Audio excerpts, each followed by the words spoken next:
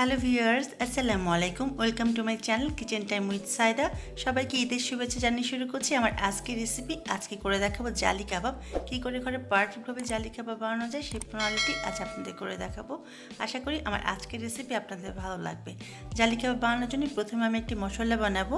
সেজন্য আমি এখানে 1 টেবিল চামচ পরিমাণ কালো গোলমরিচ নিয়েছি, 1/4 চা চামচ জয়ত্রী নিয়েছি, হাফ চা চামচ লবঙ্গ নিয়েছি, 7টা এলাচ নিয়েছি, 2 টুকরো দারচিনি নিয়েছি যেটা 5 ইঞ্চি পরিমাণ হবে, 3টা তেজপাতা নিয়েছি, আর এখানে কাবাব চিনি নিয়েছি হাফ চা চামচ। কাবাব চিনিটা দেখতে গোলমরিচের মতো হলেও এটা কিন্তু এরকম একটা ডাঁটি থাকে, এটা কিন্তু গোলমরিচ না, এটার নাম হচ্ছে কাবাব চিনি।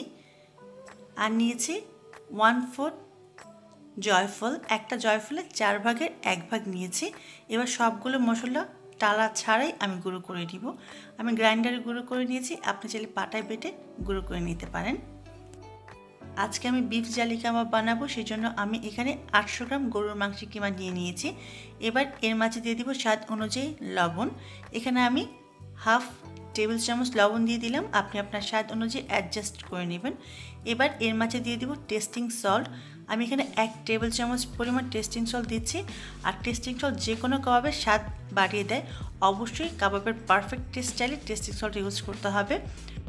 আজকে আমি 800 গ্রাম গরুর মাংস কিমাতে যেই পরিমাণ মশলা দিয়ে কাবাবটা বানাবো, সেই একই মশলা দিয়ে আপনি 1 কেজি পরিমাণ কিমা দিয়ে কাবাবটা বানাতে পারবেন। এবার যে মশলাটা আমি গুঁড়ো করে রেখেছিলাম তা সম্পূর্ণ আমি দিয়ে দিলাম। এবার দিয়ে দিব 1 চা চামচ পরিমাণ টালা জিরার গুঁড়ো। এবার দিয়ে দিব হাফ টেবিল চামচ অথবা 1 চা চামচ পরিমাণ লাল মরিচের গুঁড়ো। আপনি ঝাল বেশি খেলে মরিচের পরিমাণটা বাড়িয়ে দিতে পারেন। এবার দিয়ে দিব পেঁয়াজ কুচি 1 কাপ পরিমাণ, খুব মিহি কুচি করে কেটে নিয়েছি।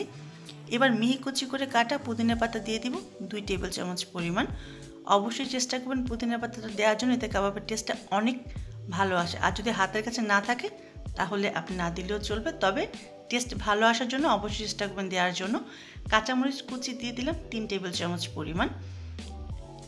এবার ব্রেড ক্রাম দিয়ে দিচ্ছি হাফ কাপ পরিমাণ, আপনি চাইলে টোস্ট বিস্কিট গুঁড়ো করে হাফ কাপ পরিমাণ দিতে পারেন। এবার খুব ভালো করে মেখে নেব। যেহেতু অনেক বেশি কাঁচামরিচ কুচি ইউজ করছি, সেজন্য আমি গ্লাভস ইউজ করছি, তা না হলে কিন্তু হাত জ্বলবে সেজন্য। আর আপনি ঝাল যদি পছন্দ করেন তাহলে কিন্তু আপনি মরিচের পরিমাণটা আরও বাড়িয়ে দিতে পারেন, কারণ কাবাব একটু ঝালই ভালো লাগে। খুব ভালো করে যখন মাখা হয়ে যাবে তখন এর মাঝে আমি দিয়ে দিব 2টি ডিম। ডিমটা দেওয়ার পরে আবারও খুব ভালো করে মেখে দেখব কাবাবের শেপটা আসে কিনা। যদি কাবাবের শেপটা না আসে তাহলে আমি আরও একটা ডিম দিব। তাই প্রথমে 2টি ডিম দিয়ে আমি আগে মেখে দেখব ঠিক মতো হয়েছে কিনা। খুব ভালো করে মাখা হয়ে গেছে, এখন আমি দেখব কাবাবের শেপটা আসে কিনা। হাতে নিয়ে একটুভাবে চেপে বানিয়ে দেখব। আমার একবার পারফেক্টভাবে মাখা হয়ে গেছে, কাবাবের শেপটা চলে আসছে, সেজন্য আমি আর ডিম ইউজ করব না। আর যদি কাবাবের শেপে না আসতো তাহলে আমি আরও একটা ডিম দিতাম। এবার আমি কাবাবটা বানিয়ে নিব, সেজন্য হাতে একটু মাংসের কিমা নিয়ে নিলাম। এবার হাত দিয়ে চেপে গোল করে 2 হাত দিয়ে এভাবে চেপে আমি কাবাবের শেপ দিব।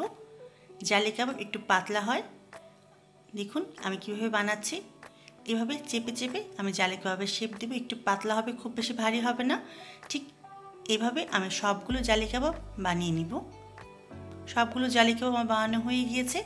আমি আজকে জালি কাবাবটি একটু বড় করে বানিয়েছি, দেখুন একটু বড় হওয়াতে আজকে আমার এখানে 27টা জালি কাবাব হয়েছে। আর আপনি যদি ছোট করে বানান তাহলে আপনার 35 থেকে 36টা জালি কাবাব হবে। এবার আমি কাবাবগুলোকে ভেজে নিব, সেজন্য এখানে আমি 3টা ডিম নিয়েছি, সামান্য একটু লবণ দিয়ে দিলাম। এবার আমি ডিমটাকে একটু ফেটিয়ে নেব, খুব বেশি ফেটতে যাবেন না, কারণ জালি কাবাব বানাবো, খুব বেশি ফেটলে কিন্তু জালি কাবাবের জালিটা বানানো যাবে না। সামান্য একটু ফেটে নিলেই চলবে। ডিমটা ফাটানো হয়ে গেছে, এবার আমি তেলে ভাজবো। একটি প্যানে পর্যাপ্ত পরিমাণ তেল দিব, কারণ জালি কাবাব ডুবো তেলে ভাজতে হয়, সেজন্য একটু বেশি করে তেলটা দিতে হবে। যখন তেলটা গরম হয়ে যাবে তখন এর মাঝে আমি কাবাবগুলো দিব।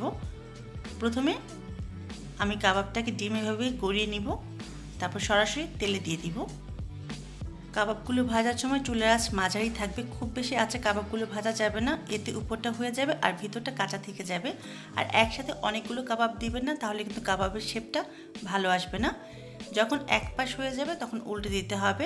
মাঝারি আঁচে একটু সময় নিয়ে কাবাবগুলো ভাজতে হবে। আমি 4 মিনিট 8 মিনিট টোটাল কাবাবগুলোকে ভাজবো। 4 মিনিট হয়ে গেলে আমি কাবাবটাকে উল্টে দিব। আর চুলাটা যদি বাড়ানো থাকে তাহলে কিন্তু কাবাবের ভিতরটা কাঁচা থেকে যাবে, উপরটা হয়ে যাবে।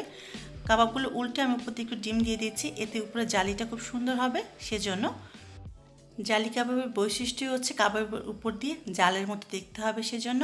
আর ডিমটা এভাবে দিলে উপরে জালটা খুব সুন্দর আসে, সেজন্য আমি উপর দিয়ে ডিমটা দিয়ে দিলাম। উল্টে পাল্টে যখন কাবাবটা খুব সুন্দর একটা ব্রাউন কালার আসবে তখন আমি উঠিয়ে নেব। আর অবশ্যই 8 থেকে 9 মিনিট কাবাবটাকে ভাজবেন, আর কোনোভাবে চুলা আঁচটা বাড়াবেন না। কাবাবগুলো আমার ভাজা হয়ে গেছে, এবার উঠিয়ে আমি একটা কিচেন টিস্যুর উপরে নেব, এতে যে এক্সট্রা তেলটা আছে সেটা শুষে নিয়ে যাবে। ঠিক একইভাবে আমি সবগুলো কাবাব ভেজে নিয়েছি। দেখলেন তো কত সহজে তৈরি হয়ে গেল খুবই মজার জালি কাবাব। ভিতরটা দেখে নিশ্চয়ই বুঝতে পেরেছেন কতটা পারফেক্ট হয়েছে। অবশ্যই এবার এতে বানাবেন আর আমাকে জানাবেন কেমন হলো। আবারও দেখা হবে। অবশ্যই আমার চ্যানেলকে সাবস্ক্রাইব করে রাখবেন পরবর্তী রেসিপির জন্য। সবাই অনেক ভালো থাকবেন।